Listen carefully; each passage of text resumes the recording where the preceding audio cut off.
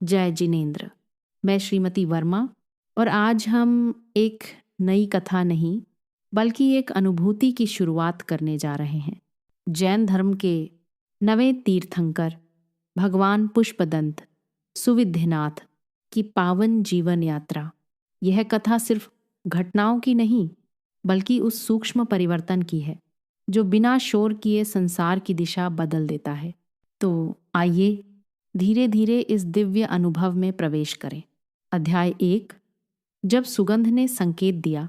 रात्रि गहरी थी, आकाश स्थिर, तारे जैसे अपनी जगह थमे हुए।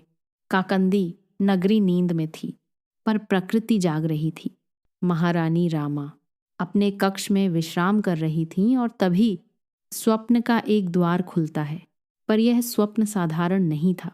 उन्होंने देखा कोई दृश्य नहीं।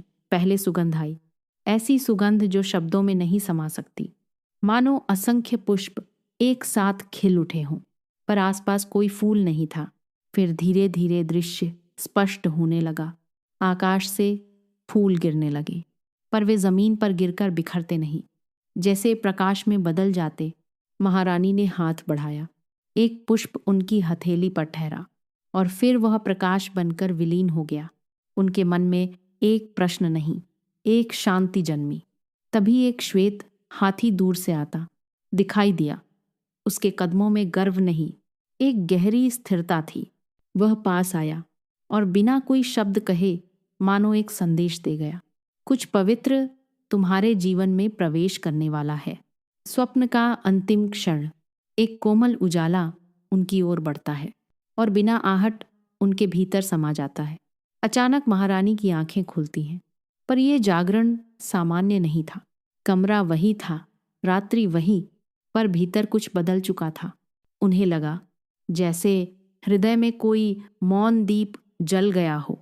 प्रातःकाल उन्होंने राजा सुग्रीव को सब बताया। राजा ने ध्यान से सुना। इस बार उन्होंने तुरंत कुछ नहीं कहा। सभा बुलाई गई, आचार्य आए, स्वप्न सुना गया। कुछ क्षण मौन रहा।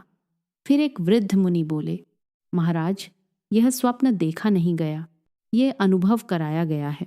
यह संकेत है एक ऐसी आत्मा के आगमन का जो इस संसार को बिना शोर, बिना संघर्ष सही दिशा दिखाएगी। वही आत्मा आगे चलकर भगवान पुष्पदंत के रूप में जानी जाएगी।